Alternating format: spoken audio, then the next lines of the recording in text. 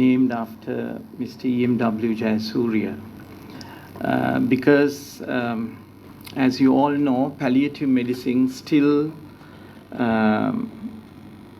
growing field in the country.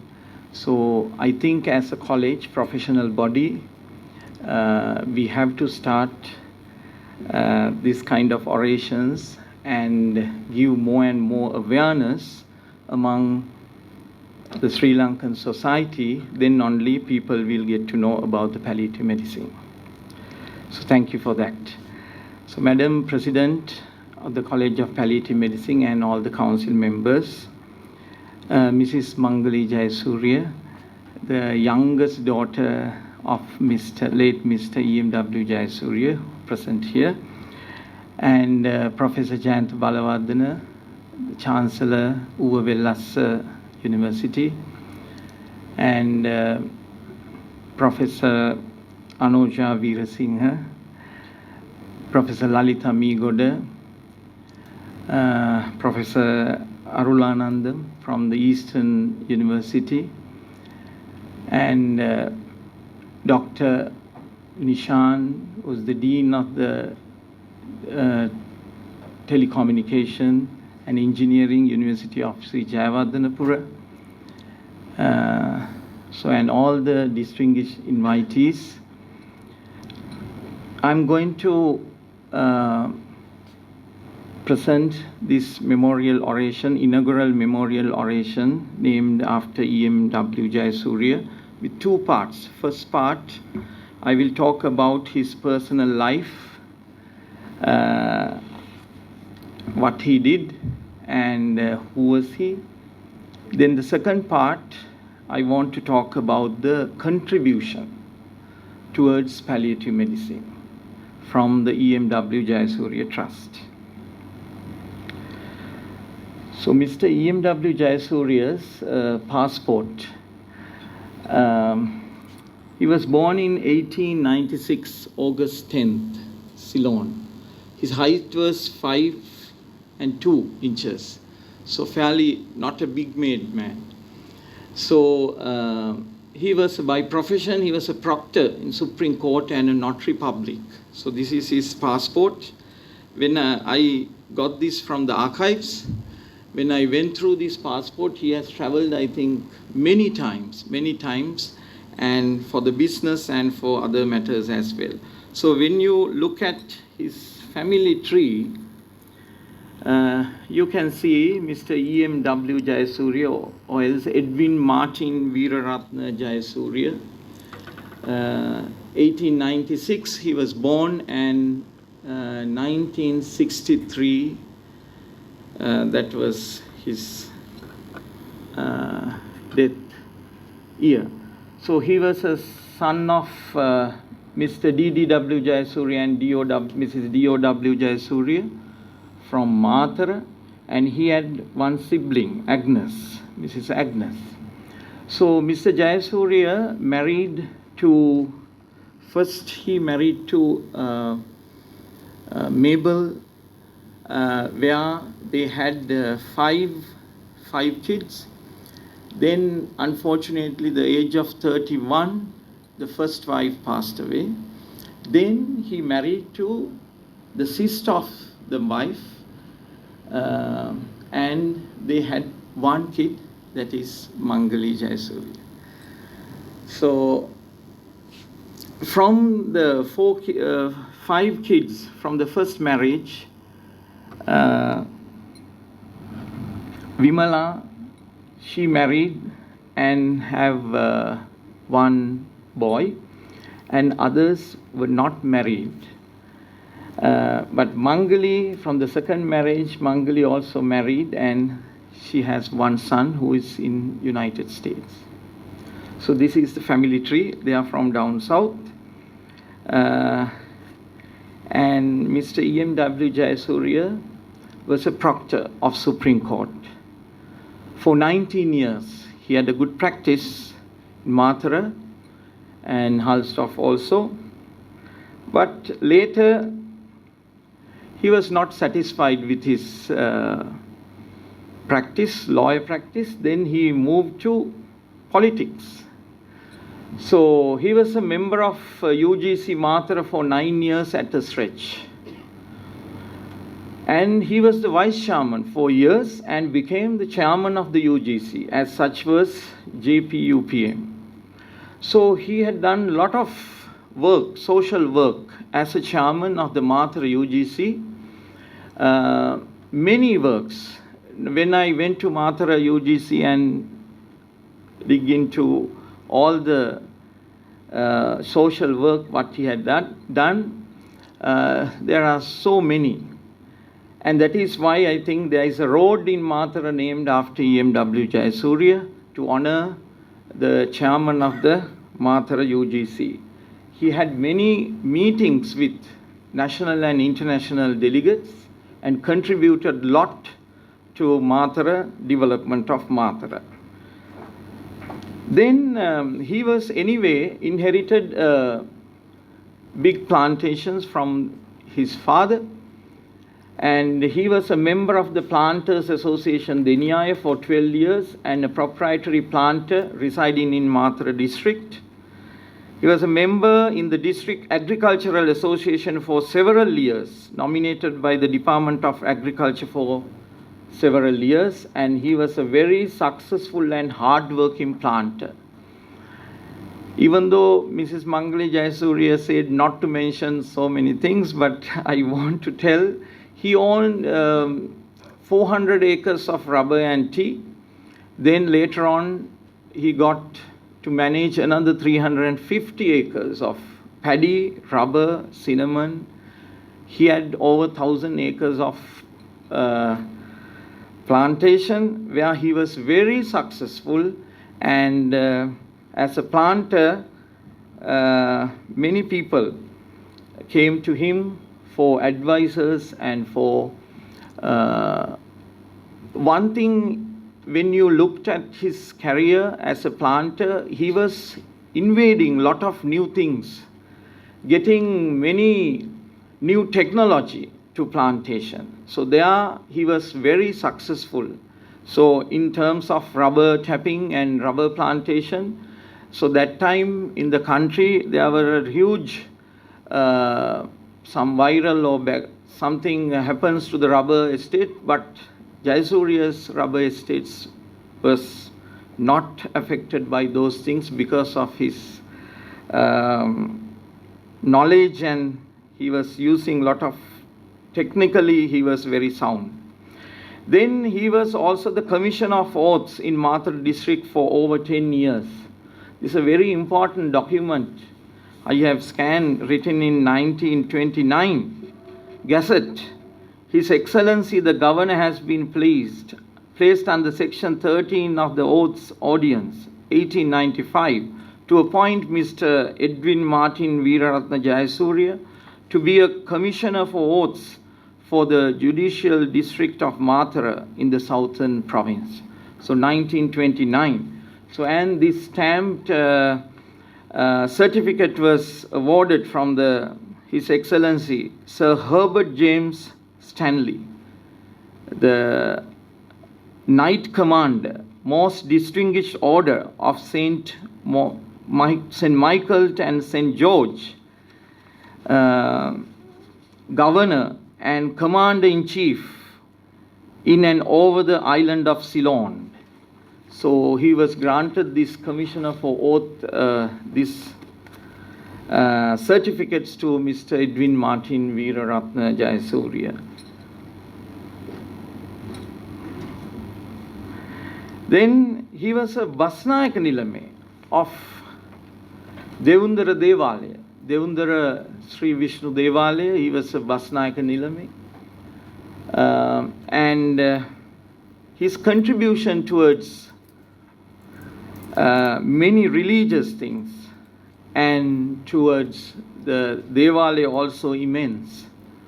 For the development, for the encroachment of the land, particularly to the Devalaya, and especially he was a good organizer of Perahara, and still it is happening in Mathura, the Devundara Perahara, he was in charge of that also. Then, on several occasions, acted as an unofficial member of the excise board, nominated by the Home Minister. There are evidences of the original letters I have put here. And the hospital and district dispensary visitor, nominated by the Low Country Products Association on several occasions, and member of the Advisory Committee of Education in Mathura district. So Mr. E.M.W. Jayasuriya was a good sportsman and took an active interest in sport. He was an excellent tennis player, where I must say Ranjini Jayasuriya became the Ceylon champion, not once, many times. She was the Ceylon, one of the daughters of Mr. E.M.W. Jayasuriya. She became the tennis champion several times, singles, doubles and mixed doubles. And she represented Sri Lanka in Asian Games many times. And even to she couldn't go up to the Olympics, but she was well known among the tennis players in the country. Unfortunately, we lost her last year. Otherwise, she would have been here sitting, Ranjini Jayasuriya. So she was a good tennis player. And when I chat with her, she was telling my dada or my father bought a house in Colombo where the tennis court is available. So you can see the dedication of the father to get the daughter a tennis championship. Then he was an excellent equestrian and won many national and international awards. So in the history, I was going through the history, he is the only equestrian in the country who won the 3 international trophies, namely the Madras Trophy and the other 2 trophies I cannot even pronounce. Those 2 trophies all made out of silver, huge trophies, so he owns that. So Mr. Jayasuriya was a good practicing Buddhist.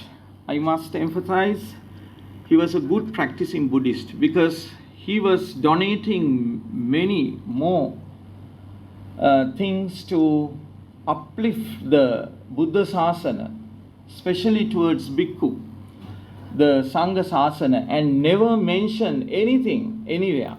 So that is the greatest characteristic that I have seen in his character. Without boasting, without telling anything, he was continuously donating money, lands, equipments, whatever the Bhikkhu Sangha wants, he was donating throughout. And has been main Dayaka for many temples and Pirivanas, contributing highly for the development of Buddha Sasana without mentioning his name. He was born at Jayanivasa, which Jayanivasa, a huge colonial house at Mathura, and later he inherited from his father, and later he donated to Mathura Bodhi Arakshaka Sabhava, which was mentioned in his last will as Jayanivasa should be donated to an organization which will promote Buddha Sasana. Now it is managed by the Mathura Bodhi Arakshaka Sabhava. Every month they have meditation programs, SIL programs, Pirit chanting programs, and all the merits accumulated will pass into all the Jayasuriya family. And he was diagnosed with cancer pancreas and went to London for treatments few times. First he had operation, but unfortunately in 1963, age of 67, his pancreatic cancer was inoperable, and the doctors from London, they said immediately take him down to Sri Lanka, but he wants to have a holiday in Switzerland. But doctors said no. Then immediately taken him down to Sri Lanka and got admitted to Suleiman's that time, Suleiman's hospital. Why?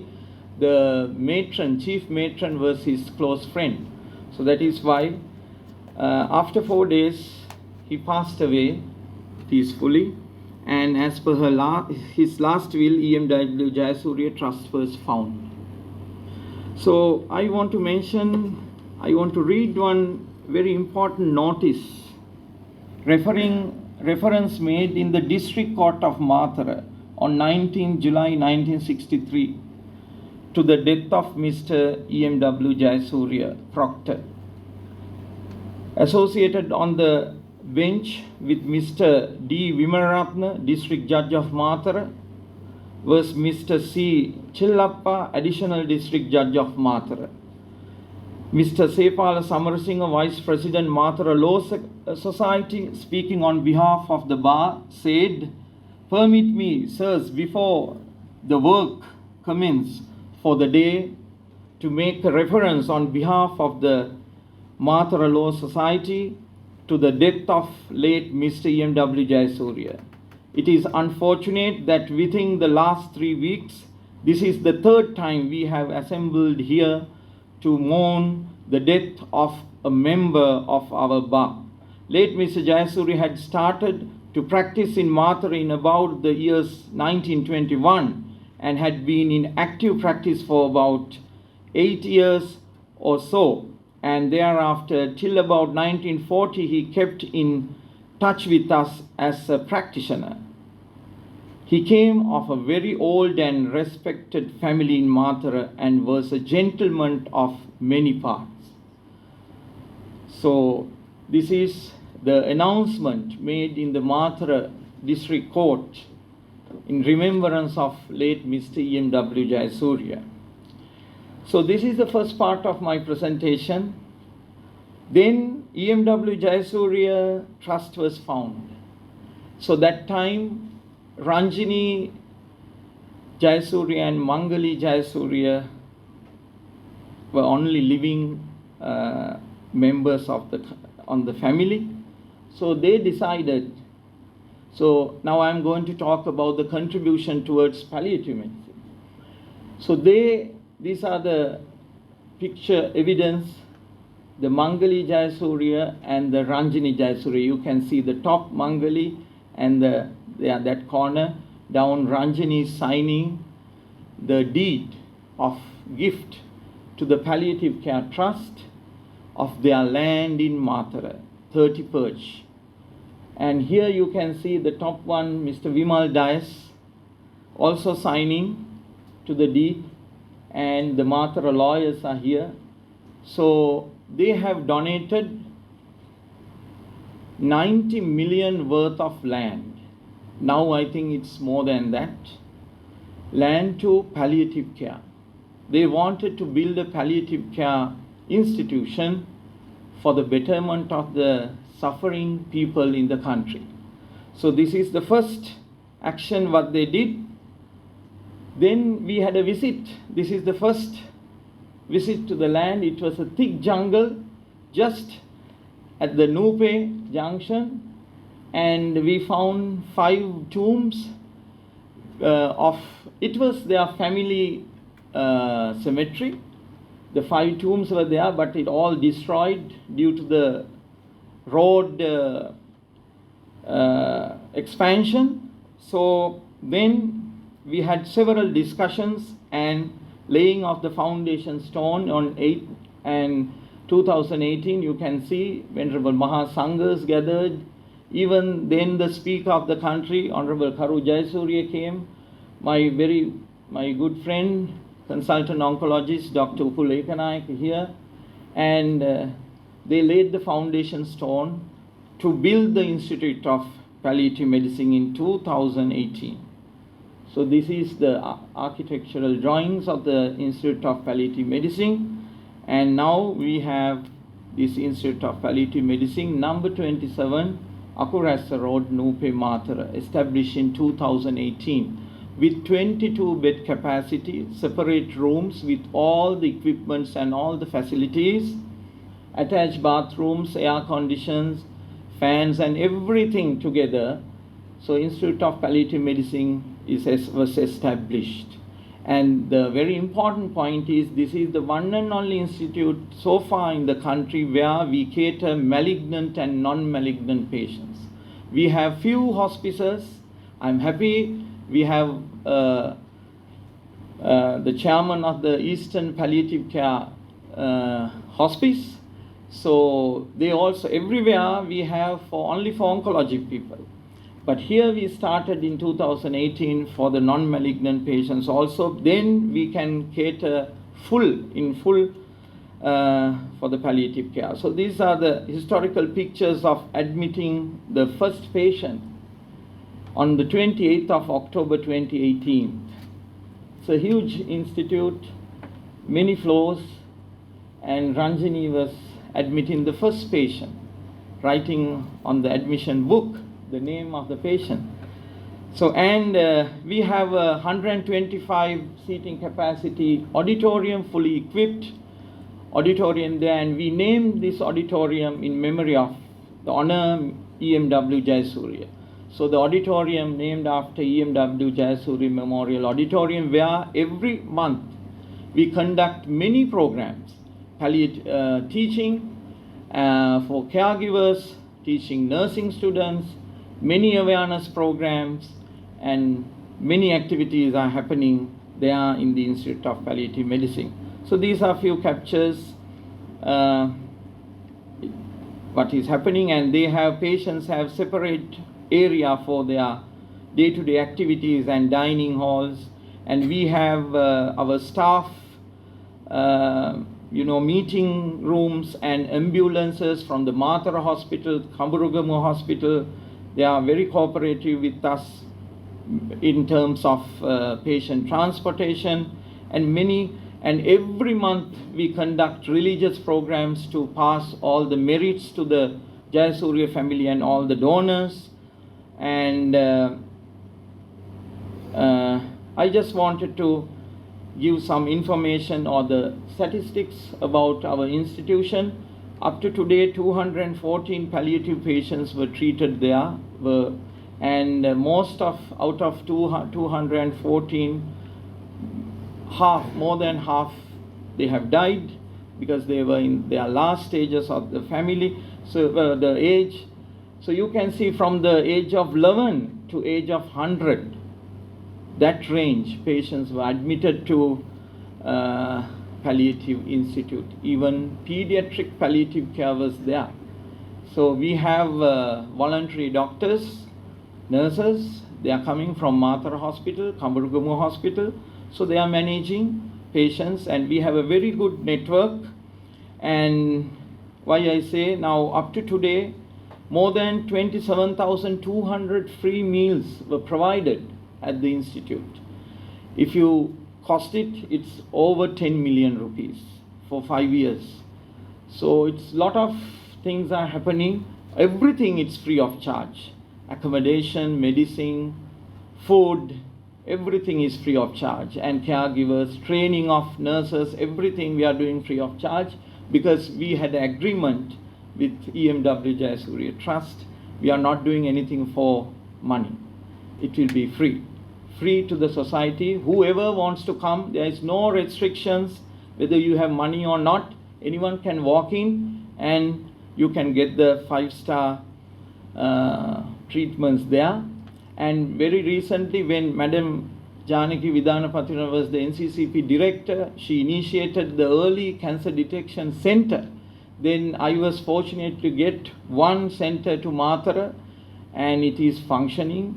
More than 1,500 individuals being checked for breast cancer and oral cancer and cervical cancer up to today. So it's another service beyond palliative care, beyond palliative medicine. It's a preventive thing, early detection of cancers. That center also established. They are all free of charge. So let me give some inputs about the patients. Most of the patients were breast cancer patients. The 4th stage disseminated breast cancer patients, we had 38 of them. And you can see a thyroid also. why this carcinoma of thyroid? Actually, they were not palliative patients.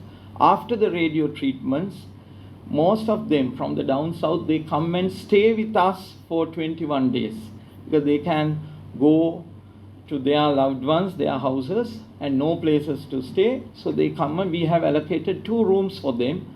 Continuously there are radioactive iodine, after radioactive iodine treatments, continuously our 2 rooms are full. They come and they stay there. We continuously give food, everything, and they are happily discharging. And so all the other cancers, you name it, from CA brain to spine to renal cancer, cerebellum, non-Hodgkin's, Hodgkin's, unknown primary, all the patients we have treated. We have given mainly the pain relief, pain management, and the other symptom control, as well as the non-malignant patients. Even today we have few dementic patients and Alzheimer's, uncontrolled diabetics patients, and COPDs, and quadriplegics, paraplegics. And very recently we have admitted few patients, given chance to few patients who underwent cataract surgeries because again they didn't have a proper place to stay. So we took them and given all the eye drops carefully, timely. Then after that, even a CAVG patient also we got admitted, but unfortunately he passed away there. So many non-malignant patients also we have treated. Parkinson's, you can see. So it's a happening institute. I wish every province of this country, if we have such institutions, so then we can cater nicely for the end of the suffering of our patients. We can cater. College can give a technical guidance and support. And I'm happy there are now many hospices, such institutions coming up. Eastern Hospice is doing with 100 beds. So that's a very good news. I was thinking, I'm having the largest hospice in Anuradhapura with 46, but now they have 100. So they are doing very well. So it's really good, and they are catering from down to up. I went personally. So, and Palliative Care Association, we are doing a Sahana 7 at Maharagama with 10 beds, and Shanta 7, our oldest hospice, Maharagama. And now pediatric hospice also kind of came up. It's also good, very good initiatives. And the first hospice attached to the government sector, Dr. Krishanta Perra is doing in Karapitia. So a lot of improvements, not like your good old days, Professor Migoda. Now we have a lot of things to talk about palliative medicine. So once again, thank you so much for the President and the Council of the College of Palliative Medicine allowing me to give the first inaugural oration of EMW Jayasuriya. So I hope and pray annually this will happen annually as item main. It will come to the main agenda items of the College of Palliative Medicine, and we can remember this great personality over and over, more and more. And I am sure there will be many other personals who would like to donate, who would like to continually contribute towards palliative medicine in this country. Thank you so much.